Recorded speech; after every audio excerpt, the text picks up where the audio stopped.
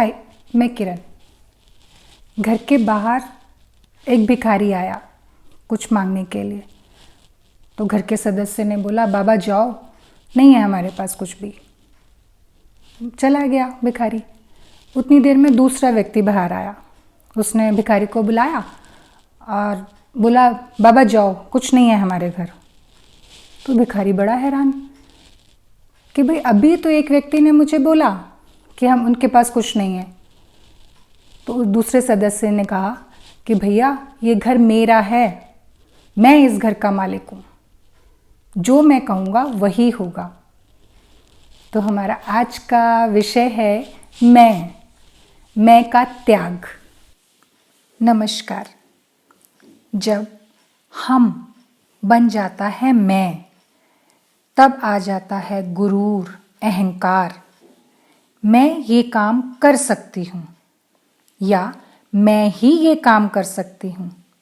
सिर्फ ही शब्द ने वाक्य का अर्थ बदल दिया। वाक्य में अहंकार की बू आने लगी। तभी तो कबीरदास जी कह रहे हैं, जब मैं था तब हरि नहीं, अब हरि है मैं नाही। जब मैं था तब हरि नहीं, अब हरि है मैं नाही। सब अंधियारा मिट गया, दीपक देखिया माही। सब अंधियारा मिट गया, दीपक देखिया माही। जब तक ये मैं हमारे भीतर अपना सिक्का जमा कर रखता है, तब तक इसका जादू सिर चढ़ कर बोलता है। आगे पीछे कोई दिखाई नहीं देता। ये मैं का चक्रव्यूह इतना मजबूत कि इसके घेरे से निकलना लगभग नामुमकिन।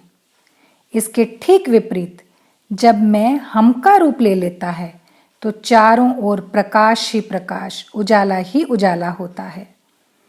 इस मैं ने तो महाज्ञानी त्रिकाल पंडित रावण का अंत करने में देर नहीं की। दुर्योधन के मैं ने कौरवों का विनाश ही कर डाला। बेचारी शूर्पणखा अपनी नाक ही कटवा बैठी इस मैं के चक्कर में। एक आदमी जब मरने के बाद स्वर्ग के दरवाजे पर पहुंचा, तो वहां एक देवदूत ने उसे भीतर जाने से रोक दिया। उस व्यक्ति ने कहा, मैंने तो जीवन भर अच्छे काम किए हैं, मैं हमेशा सदाचारी रहा हूं, स्वर्ग पर मेरा पूरा अधिकार है। देवदूत बोला, तुम बिल्कुल सच बोल रहे हो, लेकिन तुम्हारे सत्कर्मों का हिसाब किताब जरूरी है। स्वर्ग में जाने के लिए हमारे यहाँ अलग अलग अच्छे कामों के लिए अलग अलग अंक दिए जाते हैं। यदि तुम्हारे 1000 अंक हो जाते हैं तो तुम स्वर्ग में आ सकते हो। व्यक्ति ने बड़े गर्व से कहा, मैं जीवन भर अपनी पत्नी और परिवार के प्रति वफादार रहा हूं। देवदूत बोला, ठीक है, इसके लिए तुम्हें 1 अंक मिलता है। उस आदमी को मात्र 1 अंक मिलने से हैरानी तो हुई, पर उसने फिर अकड़ दिखाई और अपने दूसरे अच्छे काम गिनाए। बोला, मैं पिछले 50 सालों से एक समाज सेवी संस्था से जुड़कर गरीबों की मदद कर रहा हूं। बड़ी उम्मीद भरी नजरों से उसने देवदूत को देखा। इन सब के लिए तुम्हें 2 अंक मिलते हैं, देवदूत ने कहा। व्यक्ति को थोड़ी निराशा हुई। उसने फिर कहा, मैंने हमेशा ईमानदारी से टैक्स चुकाया, पड़ोसियों के साथ अच्छा व्यवहार किया और मदद भी करता रहा।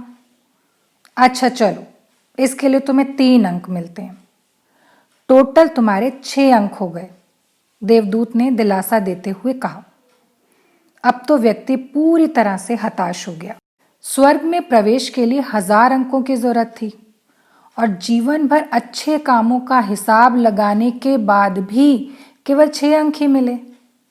व्यक्ति घुटनों के बल बैठकर कहने लगा, हे भगवान, तेरा ही आसरा है। मैंने अपना सब कुछ तुझे सौंप दिया। अब मैं पूरी तरह से तेरी कृपा पर हूं।